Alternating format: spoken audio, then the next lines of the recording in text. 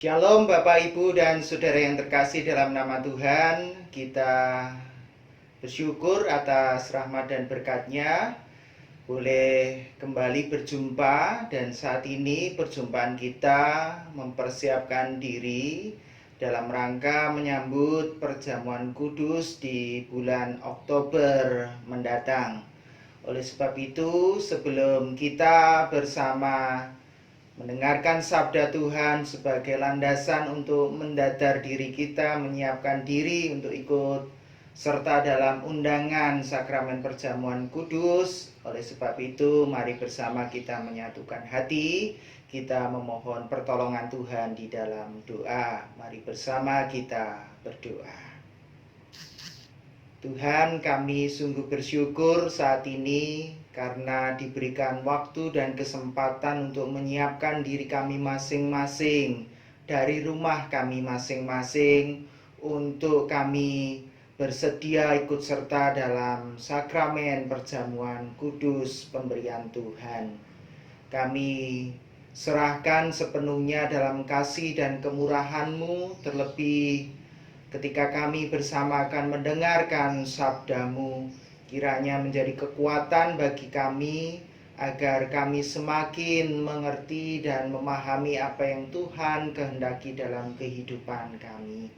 Kami bersyukur dan menaikkan doa ini di dalam nama Tuhan kami, Yesus Kristus. Amin. Saudara-saudara yang terkasih, sebelum kita mendengarkan sapaan sabdanya, mari bersama kita akan pujikan satu pujian dari Kidung Jemaat 26, Mampirlah Dengar Doaku.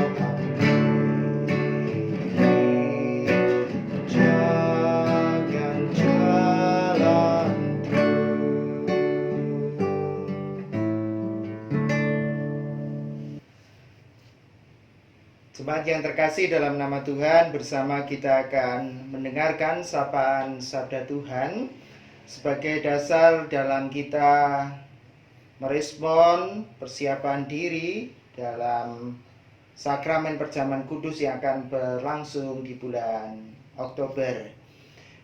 Bacaan terambil dari Efesus pasalnya yang kedua, ayatnya 13 sampai dengan 22. Efesus pasalnya yang kedua, ayat 13 sampai dengan 22 yang demikian sapaan sabdanya. Tetapi sekarang di dalam Kristus Yesus, kamu yang dahulu jauh sudah menjadi dekat oleh darah Kristus. Karena dialah damai sejahtera kita yang telah mempersatukan kedua pihak dan yang telah merubuhkan tembok pemisah, yaitu perseteruan. Sebab dengan matinya sebagai manusia ia telah membatalkan hukum Taurat dengan segala perintah dan ketentuannya, untuk menciptakan keduanya menjadi satu manusia baru di dalam dirinya, dan dengan itu mengadakan damai sejahtera, dan untuk memperdamaikan keduanya di dalam satu tubuh dengan Allah oleh salib, dengan melenyapkan perseteruan pada salib itu. Ia datang dan memberitakan damai sejahtera kepada kamu yang jauh, dan damai sejahtera kepada mereka yang dekat. Karena oleh Dia kita kedua pihak dalam satu roh beroleh jalan masuk kepada Bapa. Demikianlah kamu bukan lagi orang-orang asing dan pendatang, melainkan kawan sewarga dari orang-orang kudus dan anggota-anggota keluarga Allah, yang dibangun di atas dasar para rasul dan para nabi, dengan Kristus Yesus sebagai batu penjuru. Di dalam Dia tumbuh seluruh bangunan rapi tersusun menjadi bait Allah yang kudus di dalam Tuhan. Di dalam Dia kamu juga turut dibangunkan menjadi tempat kediaman Allah di dalam Roh. Demikian pembacaan sabda kasih Tuhan. Disebut berbahagia kita semua yang mendengar, merasakan dan dilakukan dalam kehidupan hari lepas hari. Haleluya. Jemaat yang terkasih dalam nama Tuhan, bagaimana kabarnya hari ini? Saya mendoakan kiranya di tengah situasi pandemi ini, Bapak Ibu, Saudara sekalian tetap dalam kondisi yang prima, sehat, dan terus dapat bersyukur dalam segala hal. Baik Bapak Ibu dan Saudara sekalian, untuk mempersiapkan diri dalam keikutsertaan kita di meja perjamuan kudus, kita akan menghayati makna panggilan Tuhan dalam kita bersama menerima perjamuan kudus. Ada orang mengatakan demikian, Bapak Ibu Saudara sekalian, jauh di mata itu dekat di hati. Bagaimana mungkin kok jauh di mata tetapi dekat di hati? Tetapi juga ada orang yang dekat di mata tetapi jauh hatinya. Apa makna istilah ini? Atau kemudian kita menyebutnya seringkali juga, Bapak Ibu Saudara sekalian, kita seringkali menggunakannya kalau sedang kangen, kan begitu. Jauh di mata tetapi dekat di hati. Apakah mungkin kok jauh kok tetapi dekat di hati? Sedangkan yang dekat di mata tetapi hatinya jauh, apakah mungkin? Dalam konteks perseteruan, Bapak Ibu Saudara sekalian, sangat mungkin. Kelihatannya dekat tetapi hatinya jauh, maka tidak akan pernah ada damai sejahtera di sana. Namun kalau konteksnya adalah suasana kerukunan, damai dan ada cinta kasih, sejauh apapun itu tidak persoalan karena terasa dekat di hati. Nah, oleh sebab itu Bapak Ibu Saudara sekalian, apa yang kemudian menghalangi hati dan mata ini kok tidak bisa dekat ketika kita berbicara kebersamaan? Di awal saya mengatakan karena ada perseteruan lah biasanya sulit. Meskipun kita itu dekat tetapi hati kita jauh, kita tidak bisa bersama. Oleh sebab itu dalam konteks ini pun disampaikan ketika kita bisa hidup damai dengan orang lain dan damai dengan Tuhan, itu tidak lain perseteruan harus dihapuskan. Dan perseteruan itu dalam narasi kitab suci rupanya diawali dari dosa. Dosa telah membuat perseteruan Allah dan manusia dengan sesamanya, sehingga kehilangan relasi yang benar. Nah, melalui pengorbanan Yesus, maka relasi itu kembali dipulihkan. sehingga manusia bisa dekat dengan Tuhannya dan manusia bisa dekat dengan sesamanya, dan jarak kemudian tidak lagi menjadi persoalan karena kehadiran kuasa Tuhan itu melampaui segala hal, dan apapun tidak akan pernah bisa membatasi kehadirannya untuk menghadirkan damai sejahtera dalam kehidupan ini. Bapak, Ibu, dan Saudara yang terkasih, mari kita refleksikan kalau demikian apa yang kita baca saat ini di ayatnya yang ke-13 tadi disampaikan. Tetapi sekarang di dalam Kristus Yesus, kamu yang dahulu jauh sudah menjadi dekat oleh darah Kristus.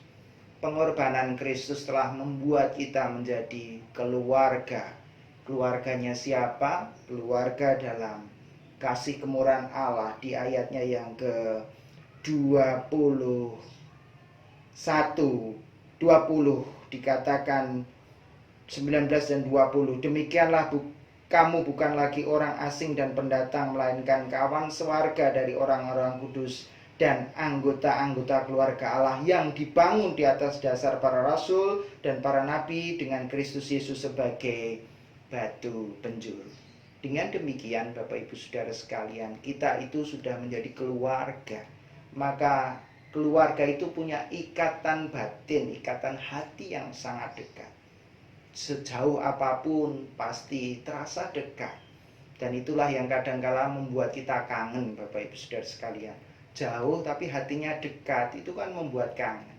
Apalagi masa pandemi ini, Bapak Ibu Saudara sekalian, yang lama tidak beribadah, saya yakin jarak kita jauh, tetapi saya yakin juga bahwa hati kita dekat karena kita ada dalam persekutuan di dalam Tuhan, yang diikat oleh kasih Tuhan yang selalu hati kita terasa dekat. Terlebih saat ini, Bapak Ibu Saudara sekalian, kita mempersiapkan diri dalam sakramen perjamuan kudus ini. Bukankah itu kedekatan dengan Allah, relasi yang begitu harmonis karena Allah mau bersama dengan kita untuk duduk bersama dalam satu meja perjamuan. Tuhan mengangkat kita untuk kita punya kembali hal yang menggembirakan karena sudah kembali dipulihkan sebagai manusia yang dicintai dan dikasihinya. Oleh sebab itu, meja perjamuan selalu mengingatkan kita dipanggil untuk kita selalu dekat dengan Tuhan dan sesama kita untuk mewujudkan damai sejahtera bagi siapapun juga. Oleh sebab itu, kalau saat ini dalam kita mempersiapkan diri sakramen perjamuan kudus ada hal-hal yang masih mengganjal, mari kita selesaikan bersama. Jangan sampai ada kita dekat tetapi hati kita jauh. Itu jangan sampai, tetapi biarlah hati kita senantiasa merasakan kedekatan Allah dan sesama kita, yang menandakan bahwa kita satu keluarga di dalam kasih dan kemurahan Allah yang selalu harus mendukung, menguatkan, dan selalu mendorong dalam hal yang baik. Terlebih dalam pandemi ini, mari saya mengajak sebagai keluarganya Allah, kita wujud nyatakan kedekatan hati kita bagi saudara-saudara kita yang membutuhkan pertolongan. Terlebih saudara-saudara kita yang saat ini berada di medan yang berat, tenaga kesehatan medis yang perlu dukungan dan cinta kasih sebagai keluarga. Mari saya mengajak kita support, memberikan dukungan agar senantiasa kita dapat memberikan hal yang positif dan mendukung saudara-saudara kita. Bagi kita juga, mari kita terus menaati protokol kesehatan, bagian dari kita sebagai keluarga yang harus saling memahami satu dengan yang lain agar kita dapat menanggulangi segala fenomena yang saat ini terjadi, khususnya dalam menghadapi pandemi saat ini. Maka pesan saya terakhir, mari mempersiapkan diri karena pengorbanan Kristus. Kita menjadi dekat sebagai saudara yang diikat oleh kasih-Nya. Maka jangan sampai persaudaraan yang indah ini dirusak oleh keegoan kita, keangkuhan kita, dan banyak hal yang tentunya perlu untuk kita singkirkan yang tidak berkenan di hadapan Tuhan. Dan mari kita saling menguatkan, saling merangkul satu dengan yang lain, karena sebetulnya kita adalah satu keluarga di dalam Tuhan. Tuhan menolong dan memberkati kita. Selamat mempersiapkan diri dalam sakramen perjamuan kudus. Tuhan memberkati. Amin. Saat teduh bagi kita sekalian dan kita akan bersama berdoa.